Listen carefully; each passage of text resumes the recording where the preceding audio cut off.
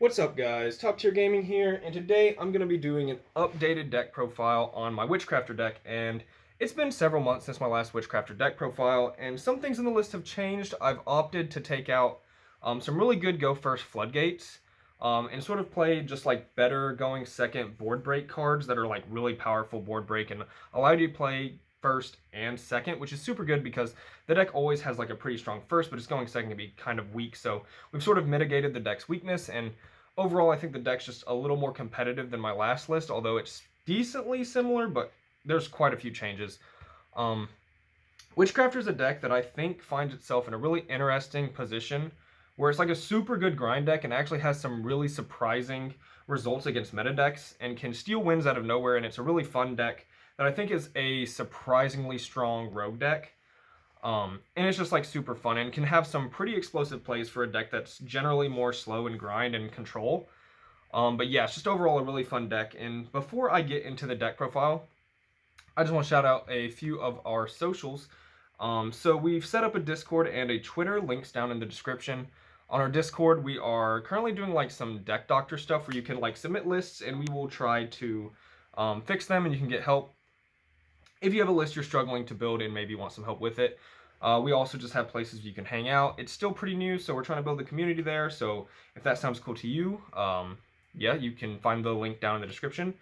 And yeah, if you are a fan of Witchcrafters, feel free to like and subscribe. So, yep, just going to get started with the deck profile. We have one Madame Vera. She is pretty much the big boss monster of the deck. However, we only play one of her compared to two Heine. These are your big Witchcrafter monsters in the list.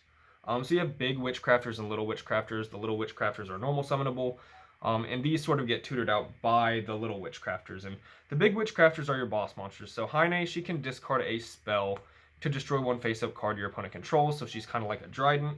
And Madame Vera does quite a few things, where she can discard a spell to like blanket skill drain your opponent's board, which is very good. And then she can also during damage step, reveal a certain number of spells when a spellcaster type monster battles, and that spellcaster type monster gains 1,000 per revealed spell. It means like if Heine battles something, she can get to like 8,000 plus attack, which is just insane. The reason we choose this ratio with double Heine and only one Madame Vera, even though Madame Vera is arguably like the better monster, they're both good in their own matchups. But the thing is, if you have two Heine on field, you actually have like a cool lock where your opponent just cannot target monsters you control, or not spellcaster monsters you control. So that's very good because some decks rely on targeting very heavily. So yeah, the double Heine can be very cool. I took out an Aruru for the second Heine in my last list, and I just think this works better for now. I think it's tested better than the one Aruru, but she has uses too, but I think the one Ver and two Heine is working better for me. Now on to small Witchcrafters, 3 Shmieta. So if you don't know what Witchcrafters do, all the little Witchcrafters have the same exact effect, where you can tribute them and discard one spell to special summon a Witchcrafter monster from your deck. So the difference in all the little Witchcrafters are the stat line and their effect in graveyard. They all have an effect in graveyard as well. Shmieta is not only the biggest, but she has the best graveyard effect, where you can banish her to send one Witchcrafter card from your deck to the graveyard. This is very good to find any specific resource you need. It's just always a +1, and Shmieta is the one you want to start with most often, and she is the one we're going to be maximizing at 3 because she's just the best starter. So 3 Shmieta. Then we have 2 Pittore. So Pittore is also very good. You can banish her from graveyard to draw a card and discard a Witchcrafter card, which is generally going to be a +1 because the Witchcrafter cards you're going to be discarding are either little Witchcrafters that get effects in grave, or Witchcrafter spells that come back at the end phase. So those are all going to get you pluses and net you a resource off the draw. Or it's going to discard like bricks like Heine or Madame Vera. You really don't want to draw your big Witchcrafters, so Pittore can kind of just fix your hand. And she just has a pretty good graveyard effect. And then double Jenny. So Jenny is a really cool Witchcrafter monster because she can cheat the entire mechanic of the deck, where like Witchcrafter spells, you can only activate them once per turn, one effect per turn. However, Jenny cheats around that because she can banish herself and a Witchcrafter spell in your graveyard to have Jenny's effect become that spell. This is like really cool with Holiday because you can like Holiday out a Heine, and then Jenny banish the Holiday, and then Jenny becomes Holiday. You can special summon Madame Vera from your graveyard or a second Heine. And she just lets you cheat Witchcrafter spells, but also she has some really nifty things you can do where, like, say your opponent has Imperial Order face up and you can't activate spells, right? Well, you can banish Jenny and, like, Draping to bounce the Imperial Order, banish Jenny and Holiday to bring back Heine and pop Imperial Order, and it makes it to where this deck can play around Imperial Order very, very easy, and that's just overall very nice. So I'd say, like, Shmietta's the best, and then Jenny's probably the second best, with Patori being a close third. And then you have Poterier, so she's more of an optional choice. I've seen a lot of lists not run her. However, I do, because just playing one of her gives you added versatility. And I think her effect is actually very, very powerful because it's Witchcrafter card specifically. So you can bring back Patronus from your graveyard, or like a big Witchcrafter monster. And because this list is the way it is, you will find yourself able to use her effect more often than other lists. And she's also Earth, which is pretty relevant for some cards in the deck. So just 8 little Witchcrafters. And yeah, so you can play like 9. I think you can go up to a third of either Jenny or Victoria if you wanted to, but I think 8 is best because you have just so many ways to find them, and just a lot of ways to find at least one starter, so that's pretty good. And then we have probably the most powerful card in the deck, which is the 3 Gamma and the Driver. Gamma is just insane in this deck because your Witchcrafter monsters, your little ones specifically, they tribute themselves as cost, which means your opponent can Ash them. And you have an open field, so you can just Gamma the Ash and continue playing while also having Gamma. And that's really good in this deck because Gamma makes a crazy card, which is Chaos Ruler. If you don't know what Chaos Ruler does, he mills the top 5 cards of your deck, and then you can add a light or dark monster that you milled, or really you excavate the cards, so they're not just sent to graveyard, but yeah, you can add a light or dark monster you find there, which can be either your big Witchcrafters or another copy of Gamma. But the main thing is you're milling cards, so you can end up milling your small Witchcrafters that have effects engrave and Witchcrafter spells that are all going to come to your hand at the end phase. So he can end up being like a +3 or 4 and a super huge body, and it makes Gamma just a super powerful card. It's actually the only hand trap I choose to play because you can't really run a load of hand traps and Witchcrafters because you don't want your hands being a lot of monsters. You need spells to play the game, so only this hand trap because it's just like mandatory in Witchcrafters. So yeah, we're just running 4 hand traps. Well, 3 hand traps and our best friend Driver, everyone's favorite card. Now on to spells. Actually 3 Pot of Prosperity. I just have different sleeves on these 2 because they're in a different deck right now. They're also very cool Madame Vera sleeves. I don't know if you guys can see these, but yeah, so the non-Witchcrafter deck's actually using those sleeves. But anyway, 3 Prosperity. Yeah, this card's just very, very good in this deck, especially in this build, because I am choosing to run Spell Chronicle, and Spell Chronicle is a card you really want to find and add to your hand as fast as possible because it is just that powerful, and it's, like, I think the best way to play the deck, but I'll get to that when I get to Spell Chronicle. You can just use this to find, like, your starters or any card you need. You're almost always banishing 6 because your extra deck is very, very lenient for Witchcrafters, and yeah, but Extravagance is also a very, very good card you can play. So if you can't afford Prosperities, don't feel bad. You can use Extravagance or a load of other cards like Upstart Goblin. You don't need Prosperity, but if you do have access to these, it is a very, very good consistency card in the deck. And the only card you use to draw is like Patore, so that's like the only one you need to sort of keep track of when you use Prosperity because you can't Patore the same turn. But yeah, 3 Prosperity. On to Witchcrafter spells, we have 3 Creation, and along with the 3 Creation, I'm also going to show off the 2 Holiday, because I feel like a lot of lists actually swap this ratio to 2 Creation and 3 Holiday. I don't personally agree with that, because I think you really have to find a small Witchcrafter. You need a starter super bad. If you don't draw a starter, you're going to be having a very bad time. There are times, even with the 3 Prosperity, the 3 Creation, and 8 little Witchcrafter monsters, that I still don't see a starter. And I have 2 other cards in the list that can find a Witchcrafter monster as well.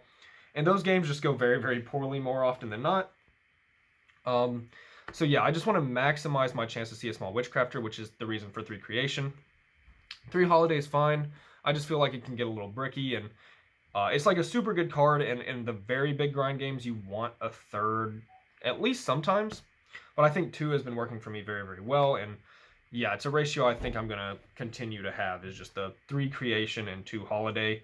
Then there's 2 Unveiling, so this one's a really cool one because it stops your opponent from interacting with you in a way, because this special summons a Witchcrafter monster from your hand, and then your opponent cannot respond to the activated effects of your spellcaster type monsters. So it's a nice way to play around Valor while, like say you open Madame Vera and Shmieta, you can play this, summon the Vera, summon Shmieta, use her effect, and they can't Ash Blossom or Gamma you, so that's very, very nice. Just overall a good one. Some people play 3, however I feel like the card kind of clogs a little bit, so I choose to play 2 and just run either more flex spots or have more versatility in my Witchcrafter spell lineup. Some 1-ofs, 1 Draping, it can play around Imperial Order. It's just a very good card that has a lot of utility, so you have to play it. The 1 By Street, this is definitely the most powerful Witchcrafter spell. Well, that might be debatable, but it's the one you want to have at the end of your board at all times because it gives your Witchcrafter monsters protection, which can just add another layer of like interaction with your opponent by them not being able to kill your Madame Vera or your Heine. And then 1 Scroll. This is honestly just like the freest discard or the freest pitch with your Witchcrafter effects. It can let you draw cards if your Witchcrafter monsters start destroying things by battle, but that doesn't always happen, but it is very nice when it does. I want to play a Collaboration, so this might come out for that, or I might just add Collaboration as another Witchcrafter name. But this is the ratio I'm using for now. I think it's been working really well, and maybe you don't need Collaboration, but I think I'd rather run Collaboration over Scroll. So if you're going to play one or the other, I think maybe Collaboration is better than Scroll, but there's a chance both are fine to run in the list as well. So next up, the most powerful card in the deck by far, 3 Spell Chronicle. Honestly, I think this is the reason to play Witchcrafters. This is a pretty divisive card. Not everyone is on the Spell Chronicle hype train like I am. But as you'll see in like the live duel, if you choose to watch that, or if you know how the card plays, this card is absolutely bonkers. It's essentially like a +4 or 5, depending on what you do with it. The cost is to discard your entire hand, which sounds terrible, and like some people are very put off by that. But discard your entire hand usually means discard 1 card, so it's like a Signet Mining. That's a +5 if you think of it like that. Or you're discarding like Witchcrafter spells that are just going to come back at end phase, or you're discarding Witchcrafter monsters that you have effects in graveyard, and you can get rid of flooded hands. And usually the discard hurts you 0. In some situations it can help you. But essentially there's a combo with this card and Witchcrafter Patronus right here, where you can banish 5 Witchcrafter spells with this card and banish Patronus on your opponent's turn and add them all to your hand, which is absolutely insane and is truly just like cheating the deck very hard. And Spell Chronicle can make it to where you're playing your game like Witchcrafter might be a more roguish tier deck, but if you open this and you have combo with this card, it feels like a very strong tier 1.5 sometimes, where you can make the Witchcrafter deck look insanely powerful because of this card. And I think this is the reason to play Witchcrafter, and you can definitely play it more pure with no Spell Chronicle, but I think especially if you have access to Prosperities, this is the best way to play the deck. Next up, 3 Super Polymerization. This is the card I took the Floodgates out for. Super Poly is not only a spell, but it's one of the most powerful spells this format. You have so much extra space in your extra deck. If you go second against Dragon Link or Eldritch or Praying Kids or almost any deck, Super Poly is very relevant, and you can just break an entire board. Yeah, honestly, just an SS tier card, going first or second because you can just set it and it'll be nice interaction on your opponent's turn.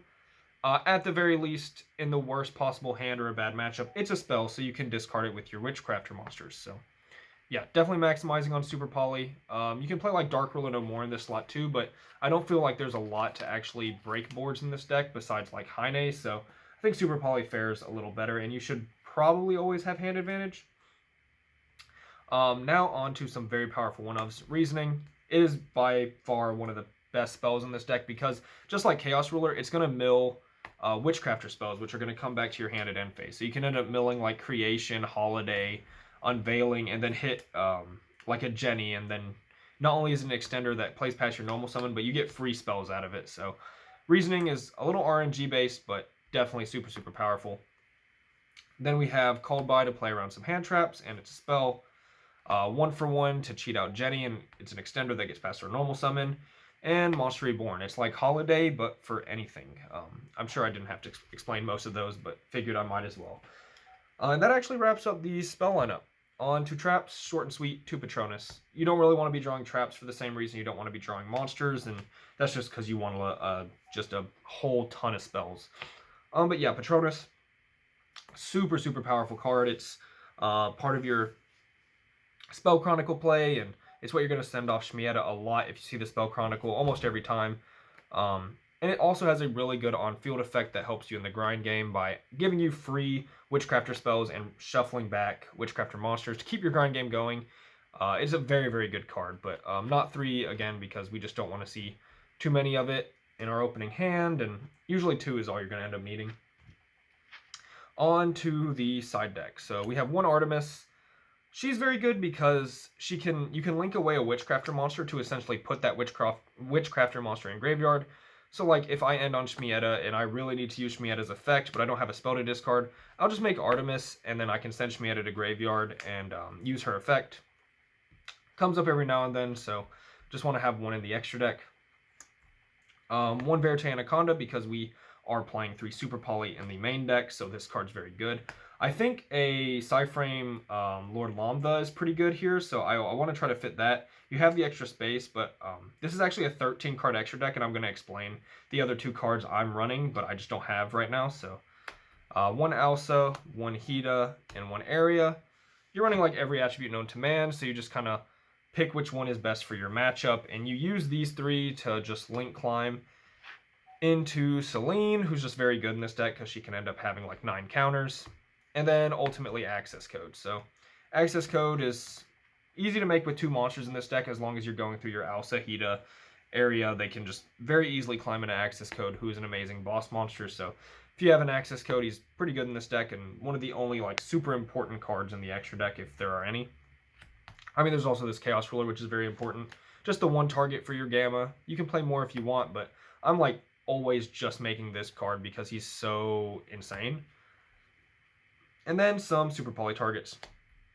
The Mud Dragon and the Starving Venom, these are just like always in every Super Poly deck. Or, you know, if Super Poly's in the side deck, these are the one you're playing because they're just the most generic and the most useful. Then Trifio Verdum, it's just big Starving Venom, gets rid of the big dark boards. I'm playing the Eldritch guy because he's really cool against Eldritch. If you summon him by taking their Golden Lord and a trap card, this card is just an absolute beast and can be very hard for them to get around, and he honestly can just mean game, so he's really cool. And then 1 Armorduke because of Bird Up, or a lot of Tri-Brigade strategies, like they can put up the statue. They can have the absolute like best board, which is like, for them it's Appaloosa, Simorg, Dragon Lords, and Statue, and you can just Super Poly away everything but the statue, make this guy, and it's just, it's game, just simply put.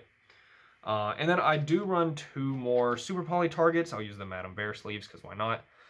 This is a Shadal Winda for the Shadal matchup, and this is a Rocket Ride for the Prank Kids matchup. So 7 Super Poly targets. You can sort of edit this extra deck for extravagance lists, or if you don't have access code, you can take it out for like an Omega, and I want to add Lambda, so you can take out like a Super Poly target for a Lambda, because you can use this to find a second Gamma, and then you make Lambda, and it's usable on your opponent's turn. But yes, that actually wraps up the Witchcrafter deck profile. Hope you guys enjoyed. If you have any ideas or strategies you've been playing in Witchcrafter and you want to share them, you can leave it down in the comments below. I'll be sure to read them. Any thoughts on the list, you can leave that down below as well. Be sure to check out the live duel I'll have uploaded with this deck. It's a really fun one, and I think you guys will enjoy it, although it was a little long, so there is that. But yeah, Witchcrafters, super fun strategy. And yeah, hope you guys enjoyed. This was Top Tier Gaming. Peace.